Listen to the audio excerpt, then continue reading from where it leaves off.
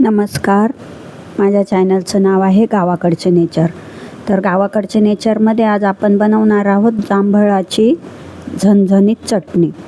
तर हे आमचं जांभळाचं झाड आहे. झाडच आमच्या घरामध्ये आलं आहे. हे आमचं जांभळाचं झाड आहे. 10 ते 12 वर्षाचं झाड आहे हे. एवढं मोठं आहे. तर वरती खूप जांभळं आहेत वरती. तर म्हणून आम्ही काय केलं की फांद्याच तोडल्या 1-2 आणि त्याचे जांभळं काढून घेतलेले आहे. तर ही आमची घरची जांभळ आहे. मी स्वतःने लावलेले आहे आणि रोपटं लावलं होतं. कलम वगैरे काही नव्हतं. तर फांद्यांचेच आम्ही तोडल्यानंतर जांभळं तोडलेले आहे आणि आपल्या हातानेच लावलेले जांभळं ह्याच पिढीमध्ये आपल्याला खायला मिळतात. म्हणून तुम्ही पण झाडं लावा, फळांचे लावा, फुलांचे लावा आणि आपण आपल्या हाताने लावलं तर आपल्यालाच खायला मिळतात. तर हे जांभळं आहे आपल्या घरचेच आहे. तर आपण आता याची चटणी बनवणार आहोत. तर जांभळाला आयुर्वेदामध्ये खूप महत्त्व आहे. ताजे ताजे आपल्या घरचे जांभळं आहेत. आता आपण घेतलेले आहे हिरव्या मिरच्या 4-5, जिरे, कोथिंबीर, लिंबू आणि लसूण घेतलेला आहे. तर आपण लसूण एकच वापरणार आहोत आणि लिंबाची खाप पण अर्धीच वापरणार आहोत.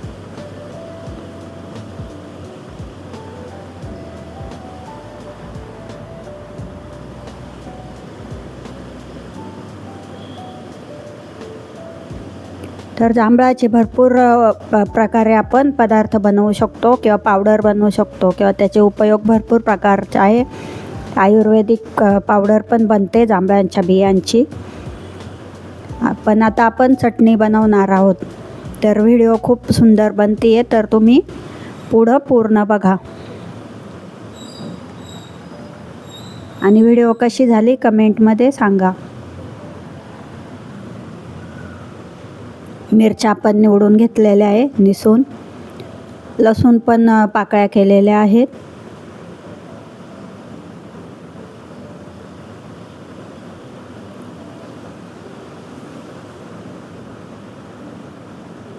लिंबू पण कापून घेतलेला आहे, पण आपण एकच फोड घेणार आहे, अर्धा लिंबू.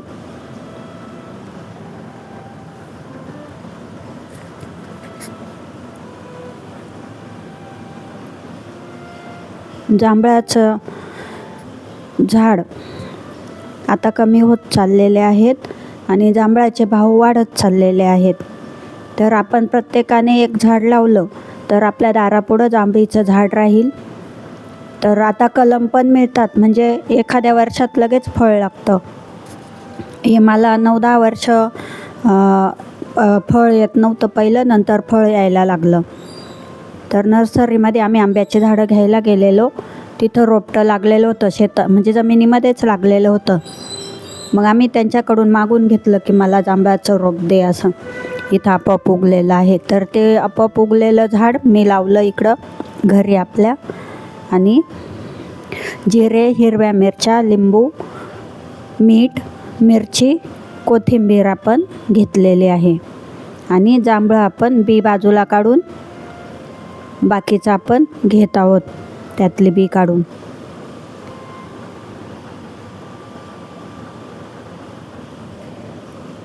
तर जांभळाचा उपयोग शुगरसाठी होतो, मधुमेह असणाऱ्यांना. जांभळं खाल्लेले चांगले असतात आणि त्याचं बी निघतं, त्याची पावडर पण चांगली असते.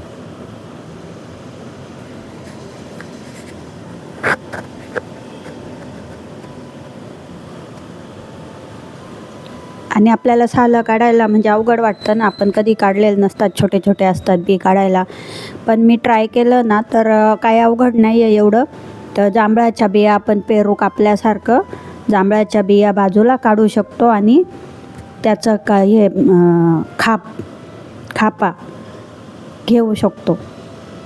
तर एवढं काही अवघड नाही आहे. तर जांभळाचं आपण बाजूला करून कोणताही पदार्थ बनवू शकतो.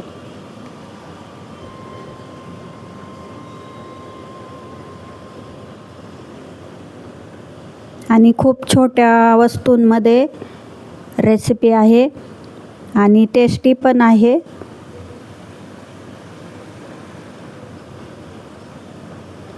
अजूनही कुणी माझं चॅनल सबस्क्राईब केलं नसेल तर सबस्क्राईब करून घ्या, जेणेकरून तुम्हाला माझ्या अशा झणझणीत व्हिडिओ बघायला मिळतील.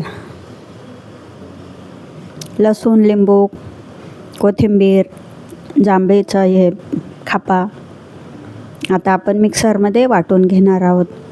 तर अगोदर आपण मिरची,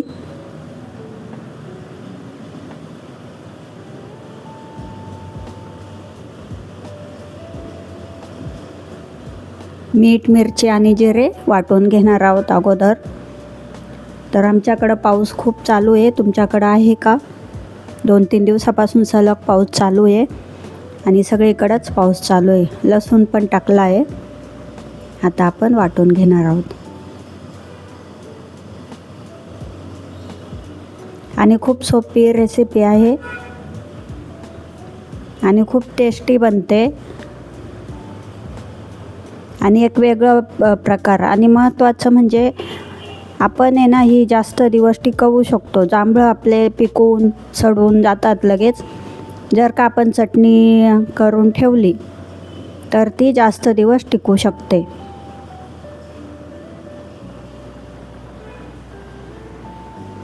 तर मीठ, मिरची, लसूण, जिरे आपण वाटून घेतलेले आहे. आता आपण कोथिंबीर वाटून घेणार आहोत.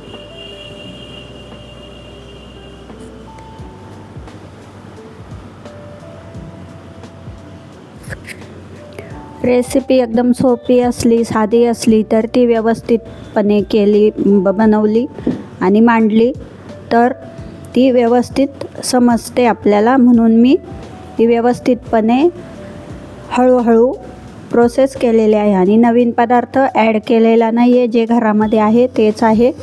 जांभळं पण आपले घरचेच आहे.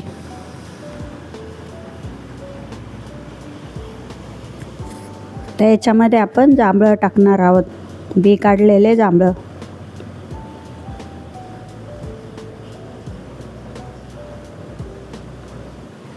तर आपण ही चटणी आहे ना पाटावर वंट्यावरती पण वाटली तरी चालते, कारण सोपी जाईल. आणि खलबत्ता असतो दगडी खलबत्त्यामध्ये पण चांगली वाटली जाईल. आपला स्टीलचा खलबत्ता असतो त्याच्यामध्ये पण चांगली वाटली जाईल. मिक्सरमध्ये पण चांगले बनते. तर आपल्याकडं जे अवेलेबल असेल पटकन होणारं आपल्या आवडीचं आपण त्याच्यामध्ये वाटू शकतो, कारण जांभळं पटकन लगेच वाटून जातात.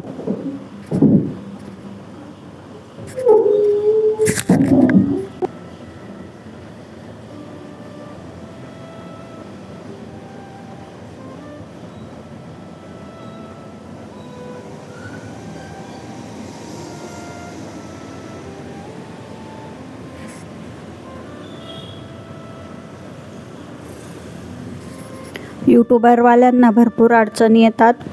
तर माझं आता काय झालं आहे, ट्रायपॉडचं वरचं डोकं असतं ना तेच म्हणजे पडतं आहे सारखं. तर मी सेल्फी ट्रायपॉड आहे ना, म्हणजे सेल्फी स्टँड आहे ना, त्याचा उपयोग करून ही व्हिडिओ मी बनवलेली आहे.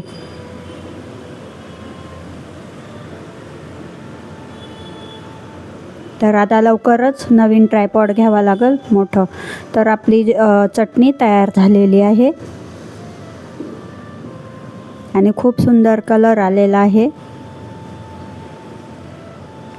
आता तुम्ही सांगा, गुलाबी कलरची चटणी आपण कधी बघितली का? तर हो, आपण गुलाबी कलरची चटणी बघितलेली आहे, समोरच आहे. आता आपण त्याच्यात अर्ध लिंबू पिळलेला आहे. तर लिंबू कशासाठी, की त्याने थोडंसं स्मॅच होईल आणि जास्त दिवस टिकू शकतं, कारण त्यात मीठ पण आहे, लिंबू पण आहे. टिकाऊ होईल.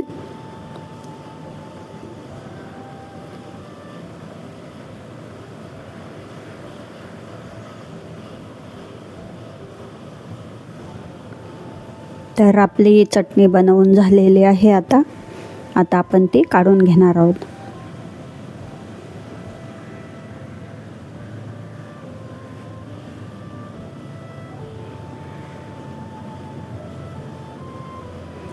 आता तुम्ही बघू शकता, जांभळं बघू शकता, जांभळीचं झाड बघू शकता किती मोठं आहे आणि आता त्याच्यात 2-3 पाट्या जांभळं निघतील एवढं निघले असते जर काढले असते तर.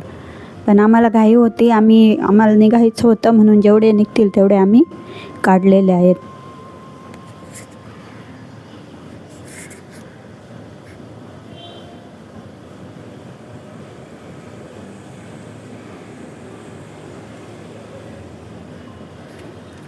आणि म्हणतात सगळ्या गोष्टी नशिबात असावं लागतं. असं नसतं. आपण थोडासा दुसऱ्यांवरती विश्वास ठेवला, एक झाड लावलं तर आपल्याला पुढच्या वर्षी किंवा त्याच्या पुढच्या वर्षी लगेच आपल्याला जांभळं खायला मिळतात. आणि एकदा लावलं ना की आपण जन्मभर आपल्या 2-4 पिढ्या पण खाऊ शकतात. फक्त जांभळाच्या झाडाचं आणि मातीचं एकरूप करून दिलं की पाणी घालायचं फक्त, बाकी काही नाही. मी प्रत्येक व्हिडिओमध्ये सांगत असते. तर आपली व्हिडिओ पण तयार झाली आणि जांभळाची झणझणीत चटणी पण तयार झालेली आहे. तर तुम्ही बघू शकता, तुम्ही पण बनवा आणि खा. खरं म्हणजे आमच्या घरामध्ये खूप आवडली, माझ्या मुलीला पण आवडली, माझ्या मिस्टरांना पण खूप आवडली. तर व्हिडिओ बघितल्याबद्दल धन्यवाद. अशाच माझ्या छान छान सुंदर सुंदर व्हिडिओ बघत जा. आणि व्हिडिओला मी टोकी वेव म्युझिक दिलेलं आहे. म्युझिक पण आमच्या घरातलंच आहे.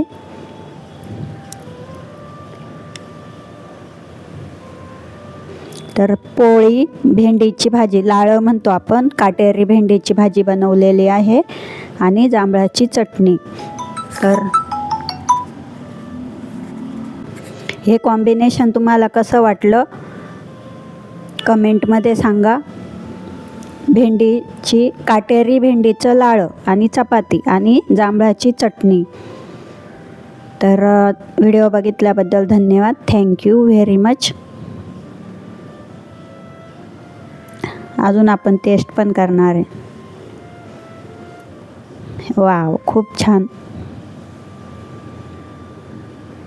खूप छान टेस्ट आलेली आहे. आणि मी पहिल्यांदाच खाल्लेली आहे. आणि हे भेंडीचं लाळं आहे, माझी सासू बनवायची. असं त्याला काही शेंगदाणे वगैरे मसाले जास्त लागत नाही. तर thank you very much. Bye bye.